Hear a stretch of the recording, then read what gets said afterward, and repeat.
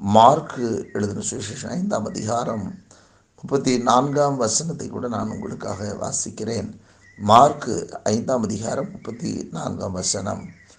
அவர் அவளை பார்த்து, மகளே, உன் விசுவாசம் உன்னை ரட்சித்தது. அவர் அவளை பார்த்து, மகளே, உன் விசுவாசம் உன்னை ரட்சித்தது. நீ சமாதானத்தோடு போய் உன் வேதனை நீங்கி சுகமாயிரு என்றார். கர்த்தருக்கு மகிமை உண்டாகட்டும். ஆண்டுடைய வசனம் என்ன சொல்லுகிறது? ஆண்டவராய் இயேசு கிறிஸ்து ஊழியம் செய்த நாட்களில் ஆண்டவராய் இயேசு கிறிஸ்து வருகிறார் என்று சொல்லி கேள்விப்படும் பொழுதெல்லாம் அங்கே மிகப்பெரிய ஒரு கூட்டம் அங்கே சேர்ந்துவிடும். அவர் எந்த கிராமத்திற்கு போகிறாரோ அந்த கிராமத்திற்கு அங்கே திரளான கூட்டம் இயேசுக்கு பின்பாக நடந்து போவார்கள்.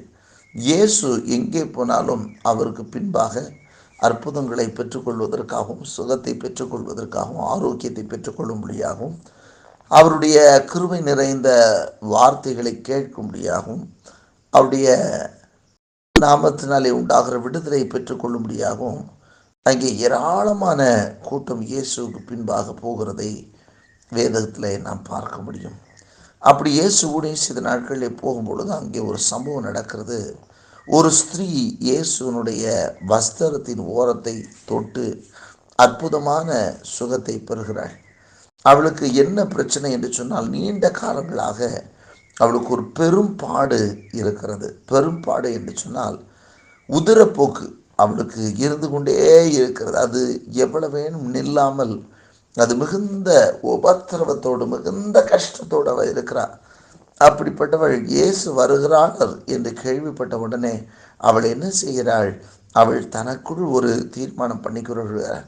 நான் இயேசுடைய வஸ்திரத்தின் ஓரத்தையாயிரும் தொடுவேனாகில் நான் அற்புதமான சுகத்தை பெறுவேன் என்று தனக்குள் ஒரு தீர்மானத்தை உண்டாக்கி கொண்டு அவள் இயேசு வருகிறதை கேள்விப்பட்டு அவர் வந்த இடத்திலே ஓடோடி போய் கூட்டத்திற்கு நடுவிலே நின்று கொண்டிருந்த இயேசுடைய வஸ்திரத்தின் ஓரத்தை அவள் தொட்டு விடுகிறாள்.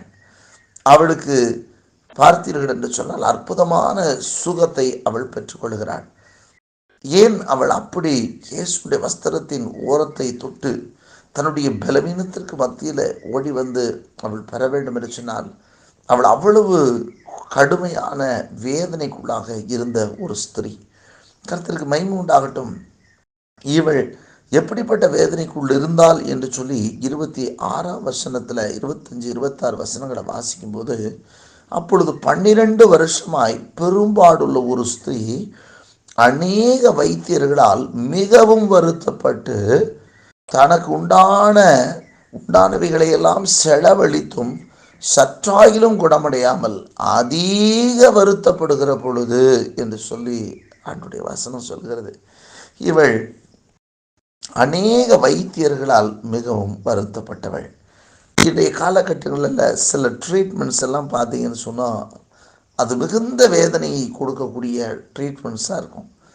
ஏனென்றால் அந்த வேதனை கொடுக்குற அந்த ட்ரீட்மெண்ட்டை எடுத்தால் தான் வேதனை நீங்கி சுகமாக இருக்க முடியும். ஆனால் இவளுக்கும் கூட இந்த பெரும்பாடு நீங்கும்படியாக அவள் எடுத்துக்கொண்ட வைத்தியம், அவள் எடுத்துக்கொண்ட ட்ரீட்மெண்ட், அவளுக்கு ட்ரீட்மெண்ட் கொடுத்த வைத்தியர்கள் அவளை மிகவும் வேதனைப்படுத்தியிருக்கிறார்கள். அவள் மிகவும் வருத்தப்பட்டிருக்கிறார். தான் சொல்கிறாரு அங்கே வசனம் சொல்லுகிறது, வைத்தியர்களால் மிகவும் வருத்தப்பட்டு, வைத்தியர்கள் மிகவும் வேதனைப்படுத்தி இருக்கிறார்கள். அங்கே அதிக வருத்தப்பட்டு அதற்கு பின்பு சொல்ல தனக்கு உண்டானவைகளை எல்லாம் செலவழித்தும், அவளுக்கு இருந்த எல்லா பணத்தையும் அவள் செலவழிச்சிட்டாள். எப்படியாவது நமக்கு சுகம் கிடைத்துவிடும், இந்த வேதனை என்னால் தாங்க முடியவில்லை, இந்த வேதனையோடு கூட என்னால் வாழ முடியாது, இந்த வேதனை நீங்க சுகமாயிருக்க நான் விரும்புகிறேன் என்று சொல்லி அவள் தனக்கு உண்டான எல்லா பணத்தையும் எல்லா சொத்தையும் விற்று கூட அவள் அந்த நோய் நீங்கும்படியாக பிரயாசப்படுகிறாள். இப்பொழுது எல்லாவற்றையும் விற்று தீர்ந்து போனது. அவளுக்கு செலவு செய்யவும் பணம் இல்லை. அங்கே அவள் அநேக வைத்தியர்களாலும் அவள் சுகமடைந்தது போல இல்லை, அநேக வைத்தியர்களால் மிகவும் வருத்தம் வந்ததே மிச்சம் என்று சொல்லி இருக்கிற சூழ்நிலை. அதில் வசனம் சொல்லுகிறது, சற்றாகிலும் குணமடையாமல் அதிக வருத்தப்படுகிற பொழுது, ஒரு சின்ன அளவு கூட சரி, கொடுக்கப்பட்ட மருந்து அல்லது அவங்க கொடுக்கப்பட்ட அந்த சிகிச்சை கொஞ்சமாகிலும் சுகத்தை உண்டாக்கும் என்று சொல்லி பார்த்தால் சற்றாகிலும் அவளுக்கு குணமே இல்லை. அவள் சற்றாகிலும் குணமடையாமல் மிகவும் வருத்தப்பட்டு கொண்டிருக்கிறாள். இப்பொழுதோ வைத்தியர்களுக்கும் பணம் கொடுக்க காசு இல்லை. ஆகவே வைத்தியம் பார்த்து சுகமாகலாம் என்று சொன்னால் அதற்கும் வழி இல்லை. ஏனென்றால் இருக்கிற எல்லா பணமும் செலவழிந்து போயிற்று. எல்லா விதமான தனக்கு உண்டான எல்லா சொத்துக்களும் கூட செலவழிந்து போயிற்று. இப்பொழுது செலவு செய்வதற்கு பணம் இல்லை. என்ன செய்வது என்று சொல்லி திகைத்து கொண்டிருக்கிற வேளையிலே தான் இயேசுவை குறித்து அவள் கேள்விப்படுகிறாள். கேள்விப்பட்டவள், நான் அவருடைய வஸ்திரங்களின் யாயிலும் தொட்டால் சொஸ்தமாவேன் என்று சொல்லி ஜன கூட்டத்திற்குள்ளே அவருக்கு பின்னாக வந்து அவருடைய வஸ்திரத்தை தொடுகிறாள். கர்த்தருக்கு மகிமை உண்டாகட்டும். இன்றைக்கு நம்முடைய கரத்தில் நமக்கு நல்ல டாக்டர்ஸ் இருந்தாங்கன்னு சொன்னால், நமக்கு தெரிஞ்ச நல்ல நம்மிடத்தில் நிறைய பணங்கள் இருக்கும் என்று சொன்னால், நம்முடைய நம்பிக்கையெல்லாம் நம்மிடத்தில் பணம் இருக்கிறது, அவைகளை கொண்டு செலவு செய்து சுகமடைந்து விடலாம் என்று சொல்லி நாம் நினைப்போம். அதே போல் நம்மிடத்தில் அதிகமான மருத்துவர்கள் இருக்கிறார்கள் என்று சொல்லி அவர்களை சார்ந்து போவோம். இப்பொழுதோ இவளுக்கு அங்கே மருத்துவர்களை சார்ந்து கொள்வதற்கும் சூழ்நிலை இல்லை. மருத்துவத்திற்கு செலவு செய்வோம் பணம் இல்லை. இப்பொழுது ஒரே சார்பு இயேசு தான். இயேசுவை கேள்விப்பட்ட உடனே எப்படி ஆயிலும் நான் இயேசுடைய வஸ்திரத்தை தொட்டு நான் சுகமடைவேன் என்கிற ஒரு விசுவாசத்தோடு நிச்சயத்தோடு அந்த வேதனையோடு கூட அவள் வருகிறாள். ஒருவேளை இன்னைக்கு நாம் சில நேரங்களில் நமக்கு ஆண்டுடைய சமூகத்திற்கு போகும் விருப்பப்படுவோம்னு சொன்னால், டாக்டர்கிட்ட போகும்போது நம்ம எவ்வளவு தூரம்னாலும் பிரயாசப்பட்டு போயிடுவோம்.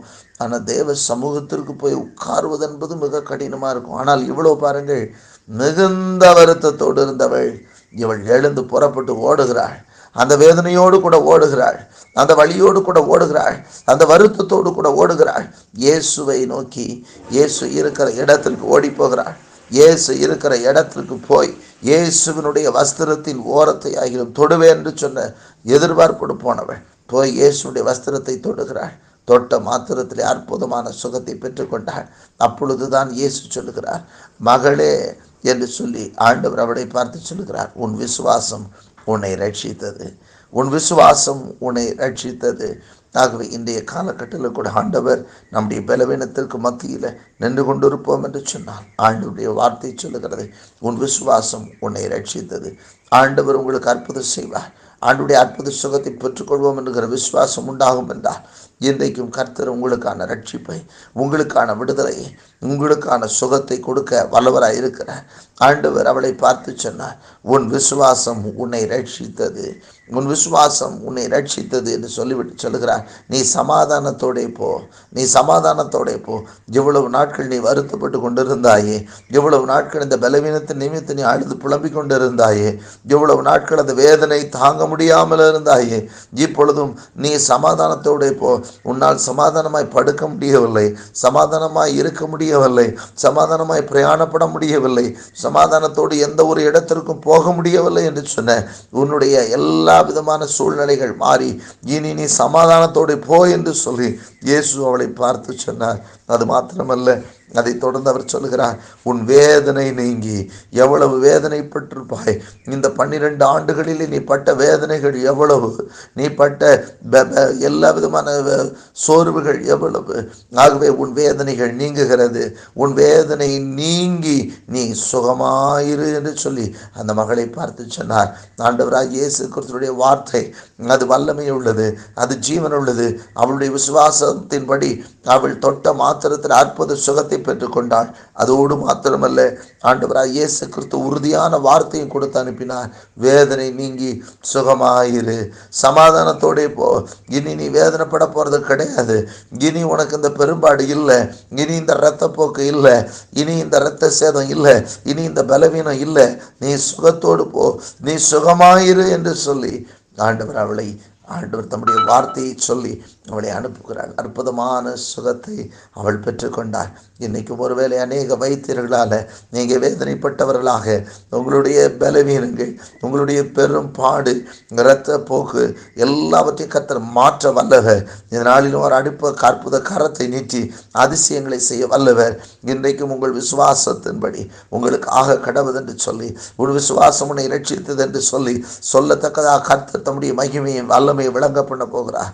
ஆண்டவர் எந்த சூழ்நிலையில் எது நிமித்தம் வருத்தத்தோடு இருக்கிறீர்கள், எது நிமித்தம் சமாதானத்தை இழந்து இருக்கிறீர்கள், எது நிமித்தம் சுகவீனமாக இருக்கிறீர்கள், எப்படிப்பட்ட வியாதியினால் சுகவீனப்பட்டு இருக்கிறீர்கள், இன்றைக்கும் கர்த்தர் தம்முடைய அற்புதமான வல்லமை மகிமை விளங்க பண்ணும்படியா உன் வேதனை நீங்கி சுகமாயிரு என்று சொல்லி, நீ சமாதானத்தோடு போ என்று சொல்லி உன் வேதனை நீங்கி சுகமாயிருக்கும்படி கர்த்தர் உன்னை ஆஸ்வதிக்க போகிறார். கர்த்தர் உங்களை ஆஸ்வதிக்க போகிறார்.